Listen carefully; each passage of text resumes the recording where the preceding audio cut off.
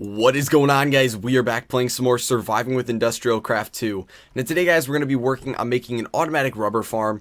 Now, we're going to be using a technique that not many people actually use and not many people know about, but it is more effective than pretty much every other rubber farm there is. So, last episode, if you saw, we did crossbreeding, and the main reason I said we were crossbreeding was to get stickreeds. So if we look over here, I got all these different stickreed seeds, some of which are better than others. We've got the pretty much plain stickreed right here with like one growth, but then I do have some 114 stickreed seeds and a 222. So we're going to be using some of these, and we're actually going to use most of these for today. We actually might use all of them. And then we're going to use some upgrades today, 2 ejector upgrades, 1 pulling upgrade should be all that we need. And then we're going to be making the crop harvester. So we're essentially going to be automatically harvesting these crops. So to make the crop harvester, it's just going to be 2 electronic circuits, a chest, basic machine casing, 2 shears, and 3 crops. So if you remember, this is relatively similar to what it took to actually make the Cropmatron, but it's just a little bit different in that we don't use empty cells, we use shears instead. So I think we actually should be able to do this. No, okay, it's because we have the shears with durability, so we can't, unfortunately. But we can easily just place it in there, and there we go. So we now have the crop harvester.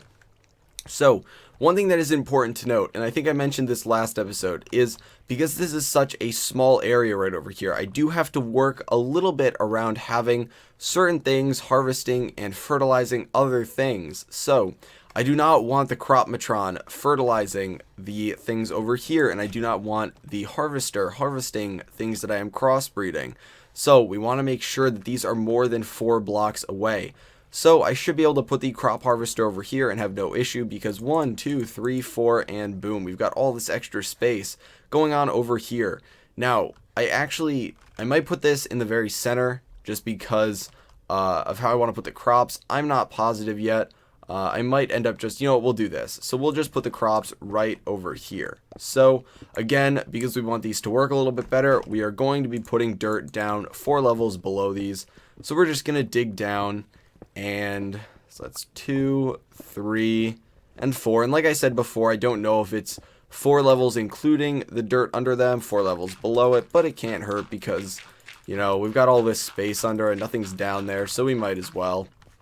So, eventually I could expand this, but we're going to start with 4 just because I don't know if I'll have enough power. You can see this is charging very slowly, and I guess we can go over the UI right now. So essentially, there's a couple things that you're going to have. So we went over the crop analyzer last episode. If you didn't see it, essentially the crop analyzer helps us know what these seeds are. Now, I haven't actually been able to tell if this is true, but apparently the reason this crop analyzer thing is here, and you can see pretty clearly that it is for the crop analyzer, and I can shift click it in there, and it doesn't go in, but I can place it in there. But essentially what it does is it prevents harvesting early.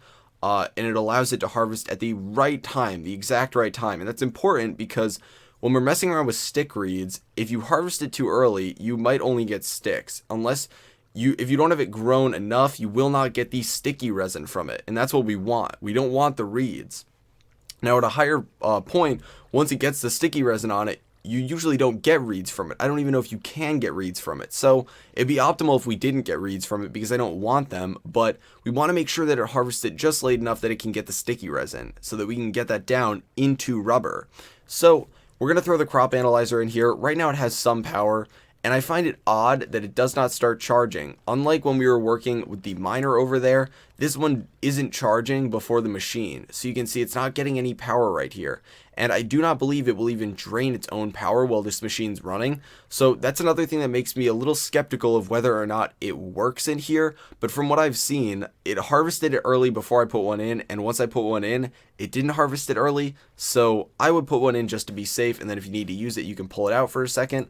But we're going to throw that in there. Now, whenever it harvests anything, it's going to go into this 3x5 space right here. And it's just going to leave it there. But if we are to put in an ejector upgrade, just one ejector upgrade, we don't need more than one.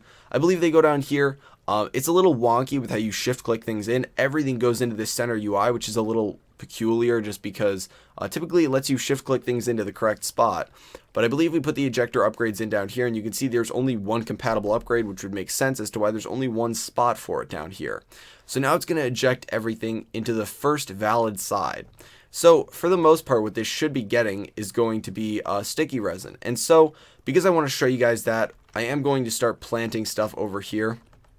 And I don't actually recall, I don't think I put water down yet, so I am going to mine this block out, and the water is going to go, we can always put the water right here. Before I put the water on the block, that would have been right here, but I don't have a block on the outside of this, so it would start spilling out. And unfortunately, I do have to go down and grab some water, but that is no issue at all. So there we go.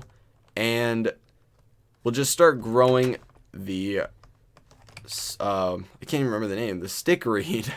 That's such a weird name, but the water's gonna go right there, and then we can just fill this in with stone. Eventually I could put some more dirt there, but I will fill it in with stone for now just so it's easier to access this. So you can see it's filling up, and I will sleep very soon because this is running on solar power for now. I don't have it hooked up over here just because even though, you know, after doing all that work, I still have a bunch of cactus in here and then in here. I do not want to burn through this. This will not have enough power to consistently run these machines, whereas solar power will offer us a little bit more versatility with these being split up. So this thing is still charging up, but because it's not going to be running through power that much because these need to grow first, I'm not super worried about it. 3 solar panels should be enough, and eventually we might need to add like 1 more to it, but they should be okay for the time being. So we're going to take the hoe, we're going to hoe all of this, then we're going to take the crop, we're going to throw it down, and then we're going to get out our 4 best bags. So we've got, I think it will be these. So this one, this one, this one, and this one. And that'll just leave the 2 initial ones that I started with. So throw these down like this, like this, like this, and like that. There we go. And these will all start out. Now, one thing I want to point out is if you don't know, stick reed looks just like reed for the first 3 stages, and then the 4th stage it looks a little bit different. So you really won't notice any difference until they start growing, but these are stick reeds, do not worry. And we'll have them growing there, and then it'll harvest into this one right here. And you know what, I will go and sleep right now just so that we can start getting a little bit more power in there, just so that we can actually see if the crop analyzer will charge. But so while this thing is going, eventually we'll harvest and it'll eject it into the nearest side. And so we're going to want it to actually eject it into something. And because I want to come over here and just be able to get straight up rubber, what we're going to do is we're going to take the wrench and we are going to wrench out the extractor over here. So we're going to wrench this out, and you can see I did have some rubber in there. So one thing that I'm probably going to do is take this out right here. So we're going to get rid of this right here. And we're actually going to, I'm trying to think of how I want to do this. Maybe we'll put that back there. The idea is that I want this thing to output, I want it all to go to a chest. That's essentially the idea. Okay, here's what we're going to do. Here's what we're going to do, guys. I know what we're going to do. Okay, so we're going to pick this up right here. We're going to dig out like this, and we're going to get a block down right over here. So, do I have stone in my inventory? Yes, I do. Nice. So we're going to put a block down right here. We're going to fill this in a little bit like that. Okay, so that means that we can now place down, I don't know why I just put the stone there, but we can place this down right here. And we are going to mine this out. And we are going to mine out the block below it. And we are going to run insulated tin cable up here. So we got the block below it mined out. And we're going to run this up here. And we're going to place another stone brick down right behind this to cover up this water. And then we're going to place down, and you can see these are growing relatively fast even without this thing fertilizing them. And this is also going to have no power while this thing is powering up, but this should be enough power to actually power both of these. But then we're going to place down the extractor right here, and again it's going to very slowly get power. I don't even know if it'll get power until this thing is fully powered. Yeah, okay, so it's splitting it, and they're going to get very, very little power. But eventually, at the rate that this is going to be getting harvested, because there's only 4 of them, I don't think we need to worry about this thing not having enough power to process the sticky resin. So we're going to be putting in this one both an ejector upgrade and a pulling upgrade. And then we're going to come over here, and we are going to make a chest. And we're going to plop this down right here. So essentially the idea is, this is going to harvest stuff, and it's going to immediately eject everything that it harvests, which should only be sticky resin, into this chest right here. and then this chest is going to have anything that this extractor can extract stuff from immediately pulled out into the extractor, and it's going to extract the rubber from it, and then it's going to immediately put it back into the chest. So this chest is going to end up being just kind of a buffer for sticky resin, kind of like a medium, and then it's going to have all the rubber get put back into it. So this might be a little bit of an odd setup, but it would be very good if you had a ton of these crops growing, very good crops and a ton of them growing all at once, because if you did by chance have sticky resin that was, more than a stack, you'd want a buffer of it. And I know that this could be considered a buffer, but I like the way this setup works in the sense that if you do end up getting reeds, if it does end up harvesting early, it won't start building up in here. So this chest is what we're going to come to. Now that I'm thinking about it, this chest actually isn't super important, but essentially what it allows for is for more than one stack of rubber to be processed at once. That's really it, considering this thing would stop after a stack of rubber. So if we want to come over here and get like 2 stacks, we can just open this chest. And you really don't need the pulling and extracting or ejector upgrade in here. You could just, I guess you actually, no, you don't. So you could just have the ejector upgrade and put the chest to the other side. But I like the way this setup kind of works. I think it's cool. It might be unnecessary, but I think it's cool. So you could have just put the extractor right here and then the chest right over here. But I think this is cool. So these are growing, and I think I might hop off camera here and wait until one fully grows, and then I will hop back and we can see this whole system running. Like right when it grows, I'll hop back because I think it might take a little bit longer. You can see they're all at the very last stage before they're actually harvestable, because they're pretty much looking exactly like the reeds are over here. Wow, he crossbred mushrooms. That's weird. That's very weird. 2 reeds crossbred into mushrooms.